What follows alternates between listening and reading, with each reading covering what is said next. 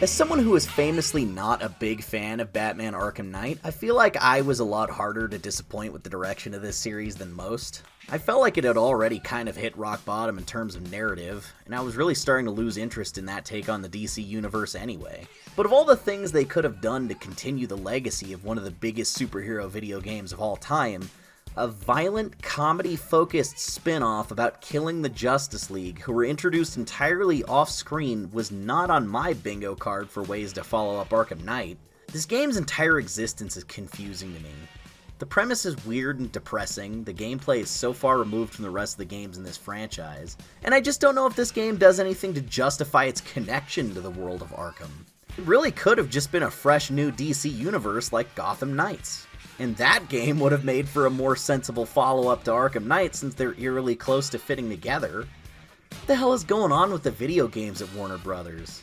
Actually, what the hell's going on with everything at Warner Brothers? So while Suicide Squad Kill the Justice League set itself up for failure with the near universally despised games-as-a-service model, it also set itself up for failure by connecting itself to such a beloved and revered trilogy of games in a way that can border on nonsensical at times. What? But the biggest letdown of all is how much less exciting and groundbreaking this game is compared to its predecessors.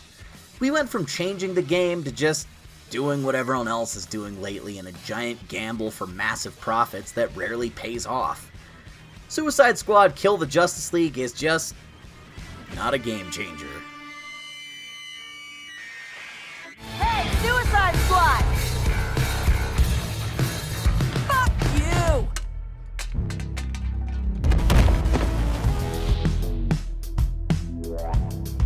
I didn't initially plan to review this game, or even play it for that matter, but WB Games gave me a review code and that made the venture more enticing. Thanks for the free game, sorry for all the stuff I'm about to say. Let's call it tough love. Superhero games have fallen into such a weird pattern lately. They put out a teaser with no gameplay to say, hey, look at this IP we spent a lot of money on. Then they wait multiple years with no updates and no marketing, then cram all the marketing into the last 3 or 4 months before release, and then the game is just like a really expensive, massive 6 out of 10 at best. Then we find out the development was a major catastrophe and they had to cut out huge swaths of the game or change almost the entire thing at the last minute to meet a release window. And right now there's so many superhero games that have been announced that we have no info on, so I guess the cycle continues. Suicide Squad seems to be no different.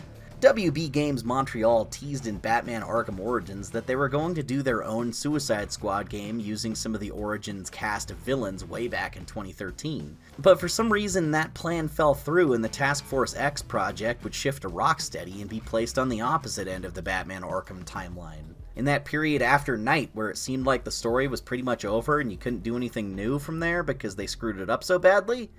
You know, where it was the absolute hardest spot to tell a new story.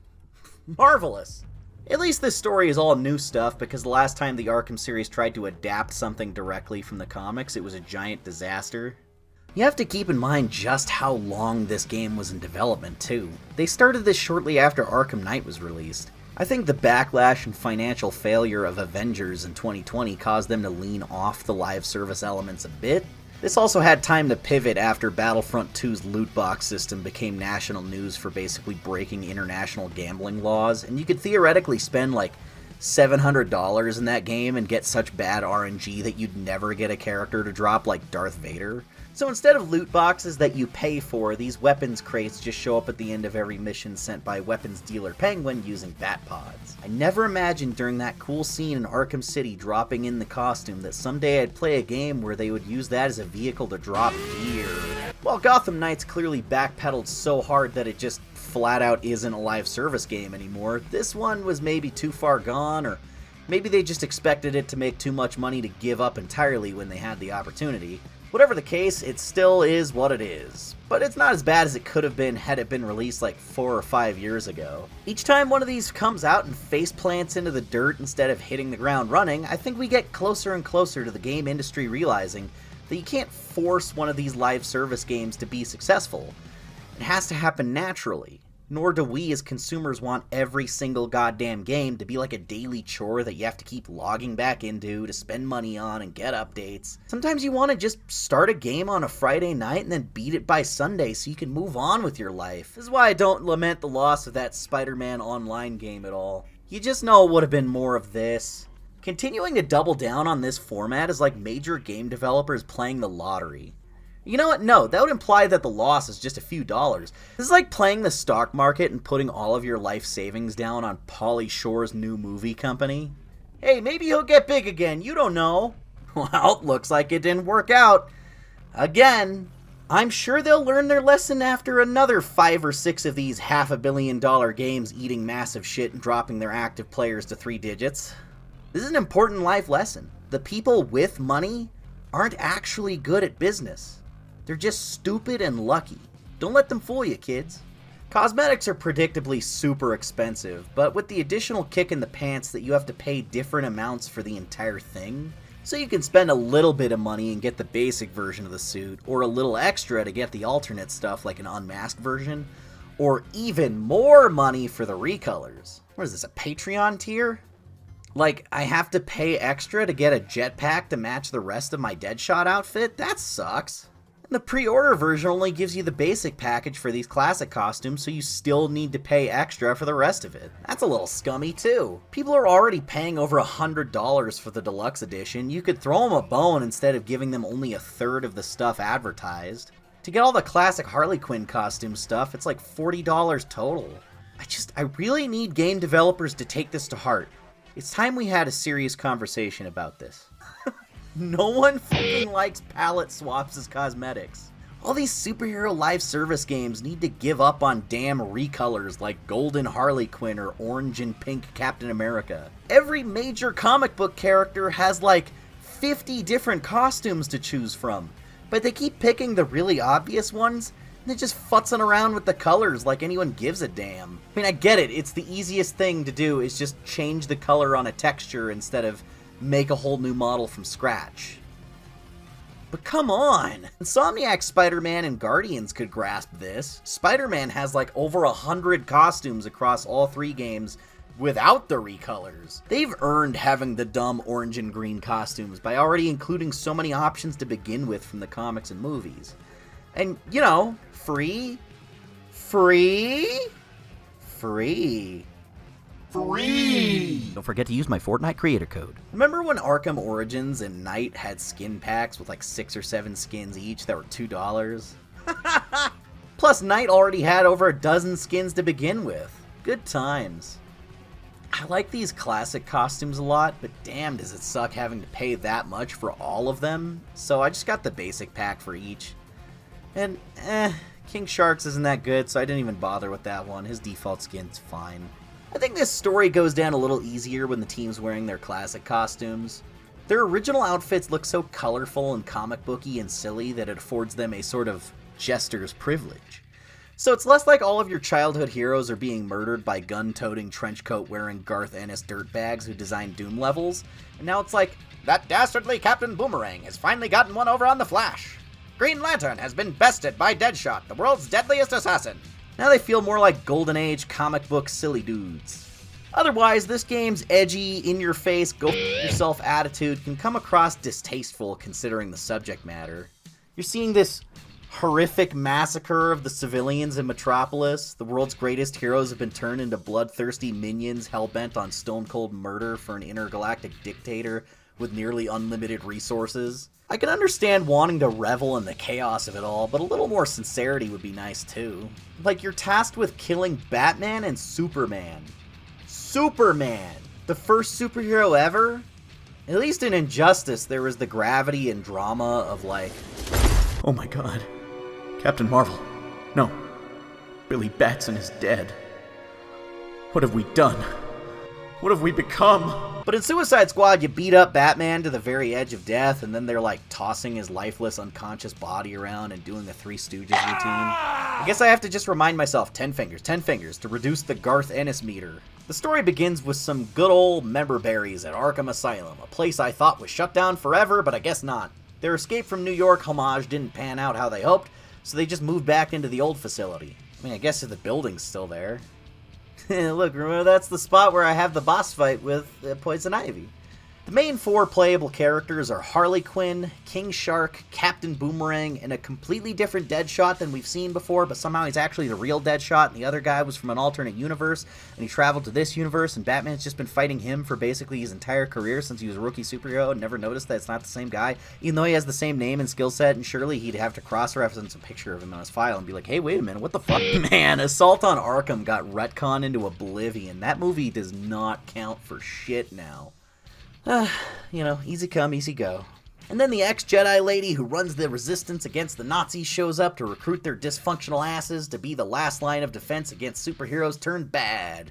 Alien cyborg conqueror Brainiac has made landfall in Metropolis and begun mutating citizens into monsters and replacing the Justice League with evil counterparts that I'm pretty sure you're supposed to think are the main Justice League, but mind-controlled? 10 fingers! I've always thought the concept of Task Force X as a countermeasure against a compromised Justice League was really stupid because a pale person with a baseball bat and a gun, or a guy with scaly skin and above-average strength aren't going to do much against an evil Justice League without a ton of help. Just a guy with a boomerang. I didn't ask for all this flying and magic. So it leaves us with 2 options. Either your Suicide Squad needs a roster of people like Metallo, Lady Shiva, Captain Cold, Bane, Bizarro, real heavy hitters that actually stand a chance. Or you need to give these schmucks all the plot armor and unfair advantages you can muster.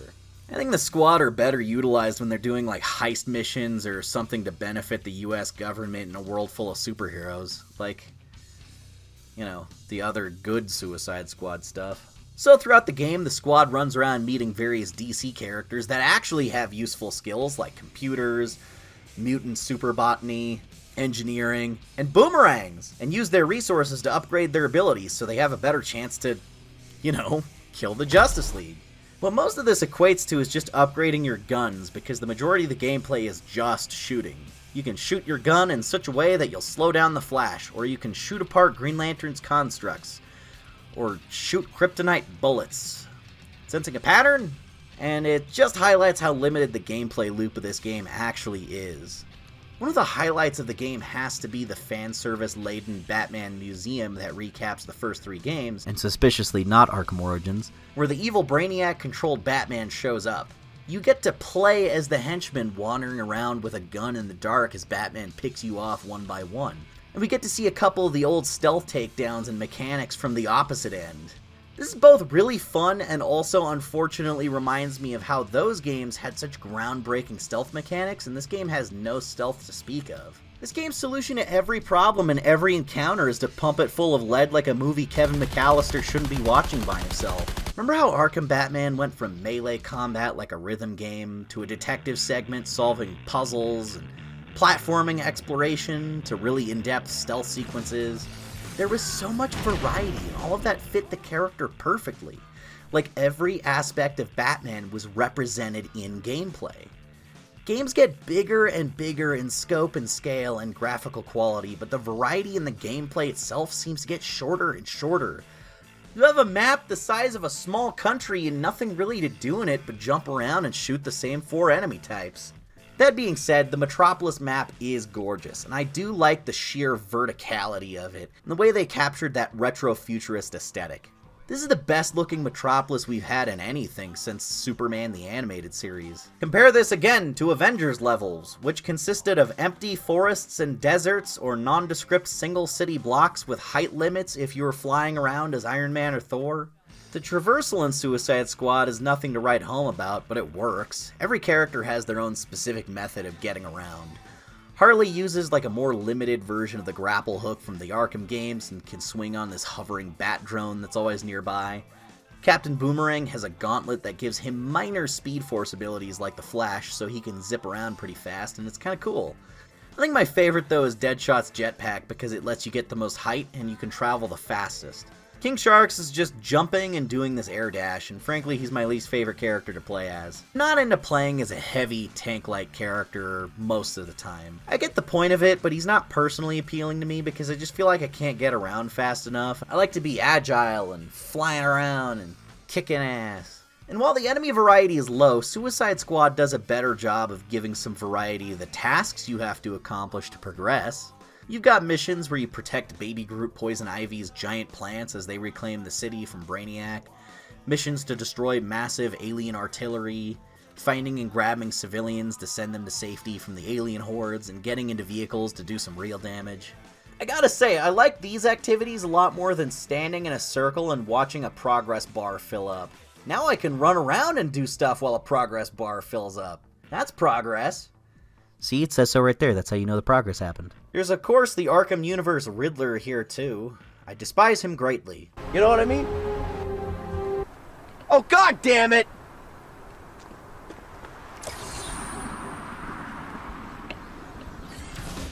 Instead of treating the squad like intellectual equals, the puzzles have finally been reduced to just gluing the Riddler trophies upside down underneath bridges and overpasses. That's the entire puzzle, just go find it, it's upside down. No brain teasers, memory games, or clever uses of game mechanics. You can just shoot them with your gun, or fly through circles. Eddie's phoning it in at this point. If he doesn't care, then I don't see why I should either. Man, fuck you. Lois Lane's eyes are deader than the Joker. While it's pretty much all you can do, at least the gunplay is actually fun and feels pretty good. It's more engaging than the crap-ass melee in Avengers because the feedback is good enough to where I shoot someone and they react like I shot them, and I feel like I'm actually achieving something. In Avengers, the enemies felt spongy and unfazed, like you're whacking them repeatedly and watching numbers pop up on the screen to indicate damage, but it doesn't mean anything. But even then, it's decent gunplay that's just copy and pasted across all 4 characters. These types of games try way too hard to have a one-size-fits-all gameplay style, despite having characters who are wildly different, and it homogenizes the experience so that they're essentially interchangeable. A character who throws high-tech boomerangs with deadly accuracy shouldn't be given a shotgun as his main mode of combat. Instead, Captain Boomerang's actual boomerangs are relegated to just the melee attacks. You know, they could have just reskinned the battering mechanics from the Arkham games and had him do that. Be better than nothing. Unfortunately, it's hard to have a favorite among the other 3 characters combat-wise because they all work basically the same. It's just more like which gun do you like the best and which mode of traversal makes you the least motion sick. Although I don't get much of a sense that anything I'm doing is making an actual dent in Brainiac's army or saving the city in any measurable way. That made me think of the very first Infamous game, where the city is this wasteland of crime and the gangs have different weird superpowers, but as you completed tasks throughout the map, you restored electricity in different neighborhoods to give yourself an advantage with your powers. The map started to show areas that had been more or less cleared out of the enemies as you were claiming back their territory, and they'd spawn on the map less frequently as you were single-handedly beating back their forces. As I was playing that game, the city looked less and less like a disaster zone, and the opposition was receding, so I felt like I was tangibly winning. But in Suicide Squad, you do these tasks and it doesn't really change anything in the overworld map. The city is still completely overrun with cyborg zombies, and it still looks like a hopeless war zone no matter what you do. So it just feels like I'm not getting the feedback to show me that I'm accomplishing anything by doing half this shit. Like, oh wow, I got a 49th new sniper rifle that's exactly the same. I'm sure spending my time wisely. I'm saving the day! Even loading up the first DLC expansion, because they need to give you more activities to do, Metropolis looks even worse than I left it. Like, I stopped playing for a few weeks and I came back and it was 20% more destroyed. By the end of these expansions, it's going to just be a 6-mile wide crater in the ground full of purple cyborg monsters. The characters don't really change a whole lot throughout. I feel like they keep bringing up Deadshot's daughter to ground him as the most normal one in the group who has the most to lose, but they never really do anything with that. He has no arc in the story to speak of, so it just feels like a superficial callback to the movie version since that's what most people are familiar with. King Shark is written very inconsistently, where half the time they treat him like Drax. Like, he's just 100% Drax. If Deadshot's cracking jokes, we really must be up Shit Creek. Shit Creek is not an actual waterway. We're out on good behavior. We are not. Where he's such an outsider to human customs and culture that he doesn't understand sarcasm and idioms or pop culture references. But other times the writers seem to forget that, and he's able to successfully do sarcasm or sayings, and he knows a weird amount of information about the surface world. So I just don't know what the hell his personality is meant to be. As for Harley, I've tried to get used to it, but Tara Strong's Harley Quinn voice still has not grown on me after 13 years. It still sounds too much like Timmy Turner doing a New York accent. Captain Boomerang carries things by being so damn funny and stupid. I love how he's a big instigator and keeps trying to pull off sneaky, underhanded bullshit to undermine Amanda Waller and benefit himself. He's got the best jokes by far, and if this is an accurate representation of that character in the comic books, then I guess this character's made me a fan.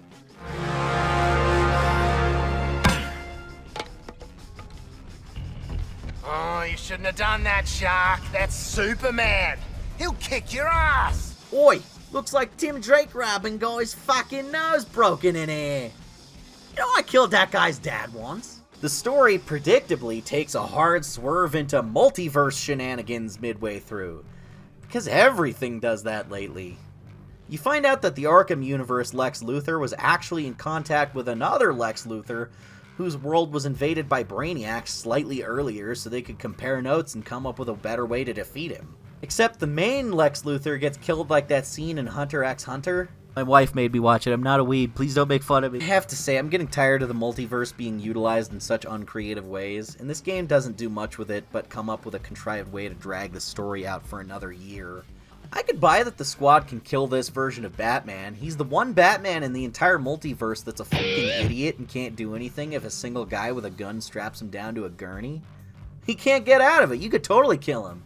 Stupid, dumb, lazy asshole. Why has he always got weird sci-fi afflictions that cause gross veins to cover his face? Have you ever noticed that?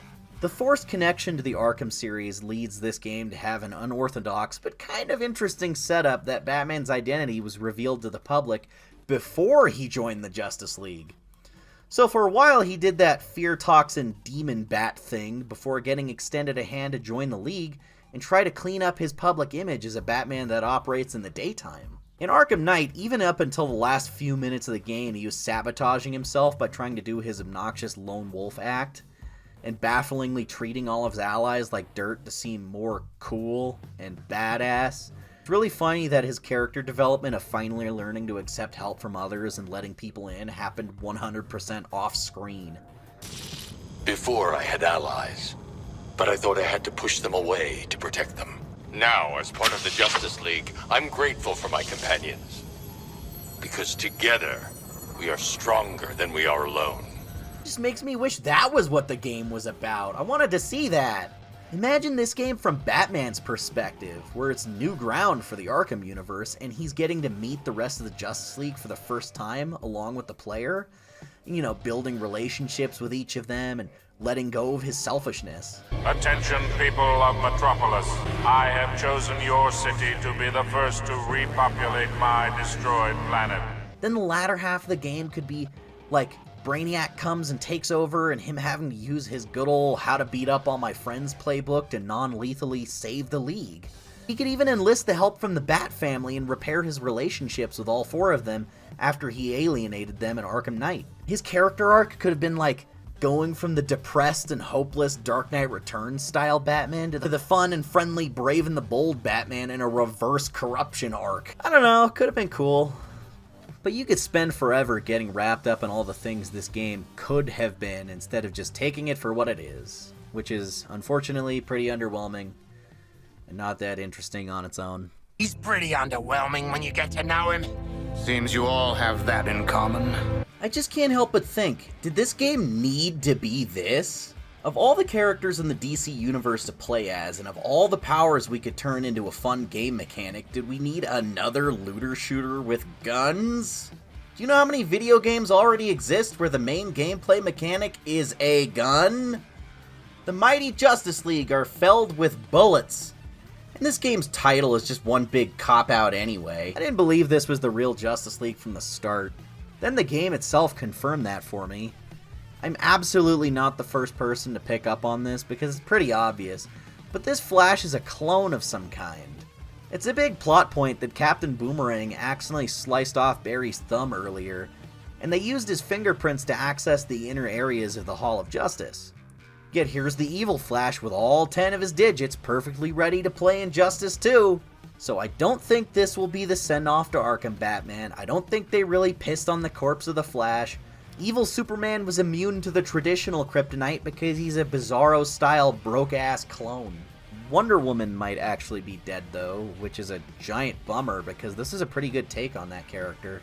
And no, this game isn't spitting on Kevin Conroy's legacy or whatever. He was an actor who took a job and read his lines. Hell, he probably thought it was fun to play a sinister villain version of Batman, since he doesn't get to do that too often. Rocksteady can't be blamed for the unfortunate timing of his passing so close to this game's release. The situation sucks, but I don't think anyone on any end of this meant any malice. Right, this game's bosses vary from being kind of cool to being pretty phoned in.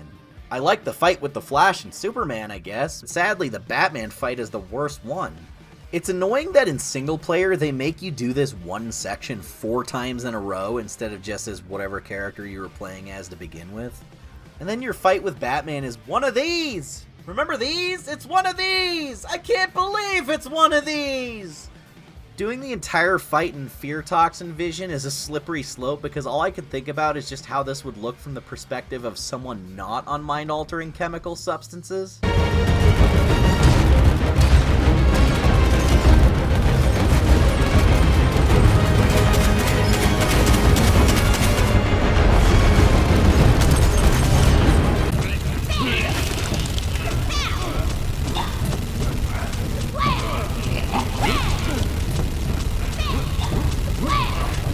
Green Lantern's fight is underwhelming because his constructs are ironically not very imaginative.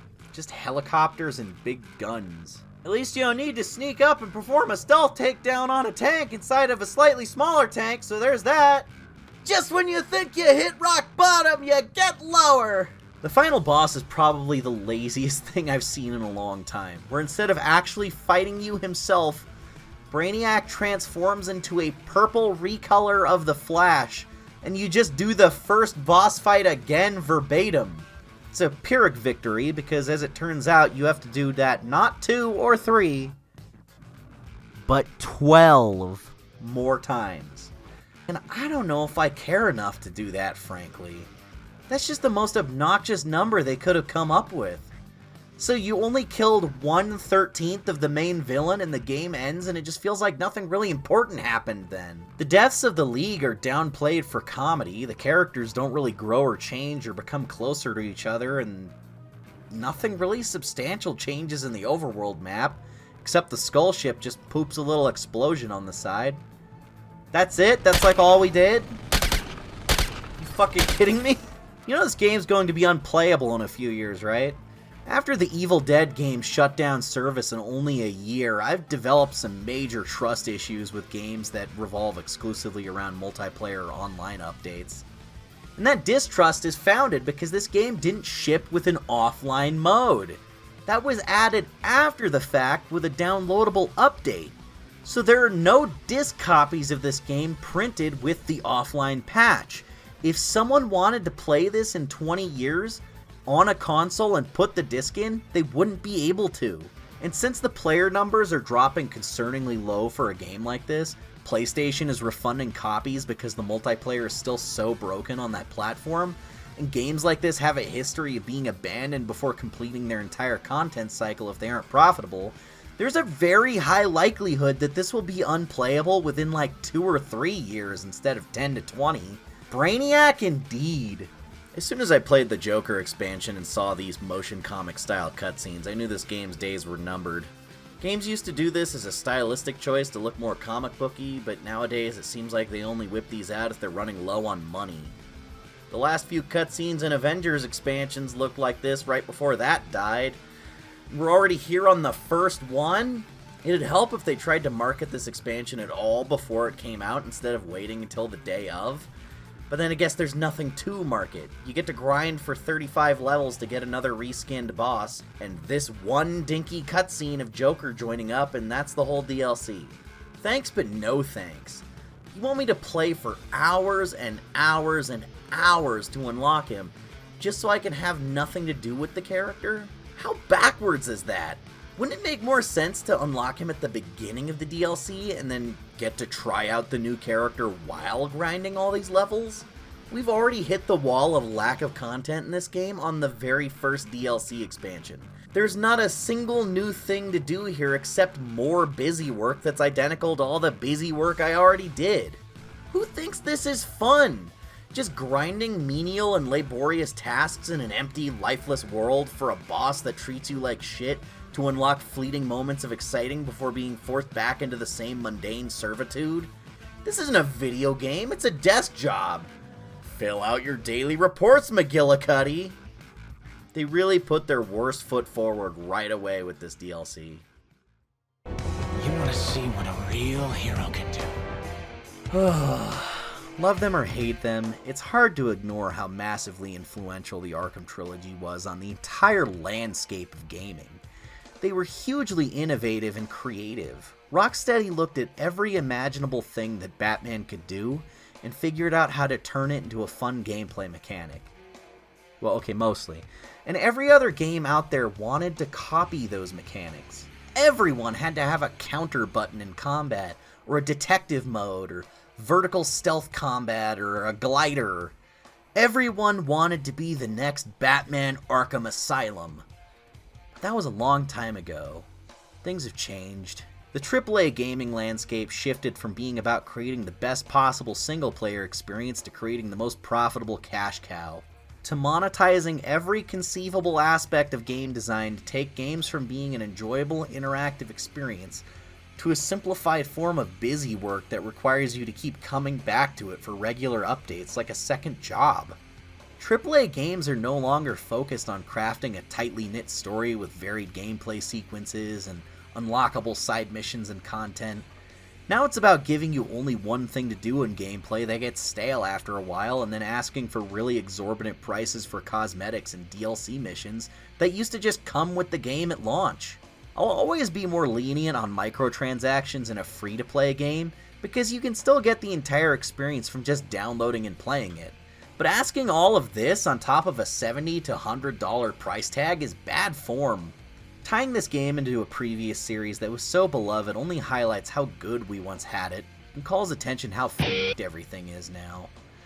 Much like our greatest heroes, AAA gaming has fallen. It's been corrupted by an ever-present, all-seeing, all-consuming force that just expands forever with no end in sight. Corporatism, the almighty dollar, turning every little thing into a revenue source to line the pockets of executives without a single creative bone in their body. Made by developers who'd rather be making games more like the ones they grew up on that ignited their passion for the medium, instead of coding more loadouts, skill trees, and digital storefronts to sell Luther bucks. I see creative and interesting ideas held back by the need to follow a format that's designed to maximize quarterly profits instead of creating something that would really resonate. In 20 years, we'll still be talking about Arkham Asylum as an innovator and a game changer. But Suicide Squad will be a cliff note from when every major game developer was trying their hardest to make the next Fortnite while laying off thousands of hardworking employees to keep their margins up. One more live service game to throw on the pile, another couple thousand artists out of work. Rocksteady went from setting trends to just chasing them. How the mighty have fallen. I always get mad at YouTube for not putting my videos in the subscription box because people will comment, "Finally, Xavier uploads again after all these years," not knowing 3 other videos came out within the last month already. So maybe that stupid bell icon thing will help you remember I exist. If you want other ways to support the channel, you can always go hit up that Patreon for early videos and exclusive stuff because it's just $1. I'm not kidding, it's only $1. Isn't that cool? If just 5% of the people subscribed to me donated only $1 a month, I could make videos even faster and keep my house. You can also check out our merch on TeePublic, or just buy some of my random stuff on eBay. I have a pretty substantial collection of old toys that are still in the box in perfect condition, so go take a look in case you find something you like. And lastly, since this is a YouTube video and you probably play Fortnite, drop my creator code XavierGM next time you buy a silly dance or a cool character skin. Really helps me out. See you next time!